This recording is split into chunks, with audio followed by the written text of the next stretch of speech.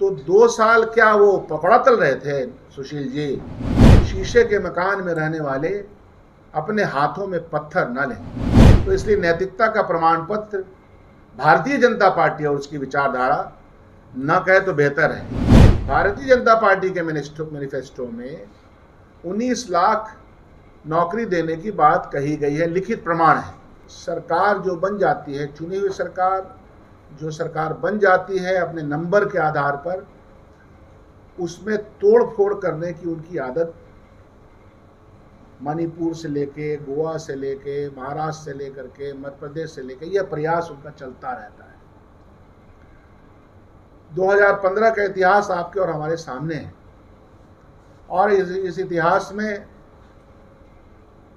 Bharatiya Janata party को जोड़ करके जब हमारे आज के मुख्यमंत्री ने सरकार बनाई तो उस वक्त माननीय हमारे सुशील मोदी जी का बयान मुझको अच्छी तरह याद है विधानसभा के अंदर, और उन्होंने उद्धरण किया था एक बहुत ही विचारक का कि जिंदा कौमें जो है इंतजार नहीं करती है। तो जब उनका चल रहा था मामला तो वो कौमें जिंदा थीं जो इंतजार नहीं करके सरकार बना रही थी।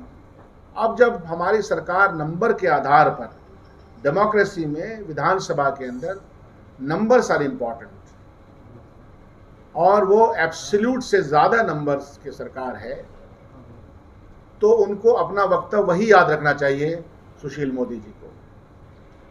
सुशील मोदी जी को यह भी याद रखना चाहिए कि उनके मैनिफेस्टो में, भारतीय जनता पार्टी के मैनिफेस्टो में, जनता दलियों के मैनिफेस्टो में नहीं, भारतीय जनता पार्टी के मैनिफेस्टो में 19 लाख नौकरी देने की बात कही गई है, लिखित प्रमाण है।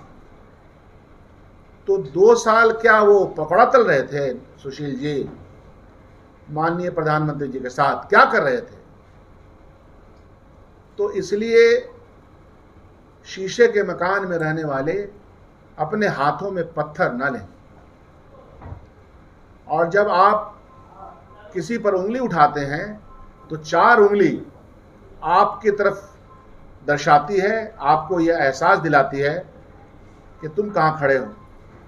तो भारतीय जनता पार्टी और सुशील मोदी जी से नैतिकता का कोई प्रमाण पत्र इस अलायंस को नहीं चाहिए। नैतिकता का प्रमाण पत्र वो न दें और हर मामले में मर्डरर, बलात्कारियों को, सजा याफ्ता बलात्कारियों, मर्डरर को अगर वो छूट जाता है कोर्ट से तो उसको माला पहनाने का काम कोई नहीं करता, उनके मंत्री करते हैं। उसका एग्जाम्पल आपको झारखंड में मिलेगा, उसका एग्जाम्पल बिल्किस बानो के केस में गुजरात में मिलेगा और अन्य जगहों पर, और उनके मंत्री के बेटे उत्तर प्रदेश टेनी, वो आपके सामने है ये। तो इसलिए नैतिकता का प्रमाण पत्र भारतीय जनता पार्टी और उसकी विचारधारा न कहे तो बेहतर है। कांग्रेस पार्टी या समाजवादी विचारधारा से निकले हुए लोग राष्ट्रीय स्वाधीनता संग्राम के आंदोलन में अंग्रेजों से माफी नहीं मांग रहे थे और न मुखबरी कर रहे थे और न तिरंगे के खिलाफ बोल रहे थे।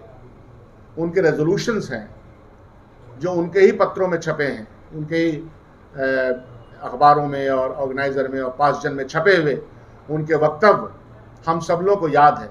तो इसलिए माननीय सुशील जी नैतिकता का कोई पार्ट इस अलायंस को न पढ़ाएं।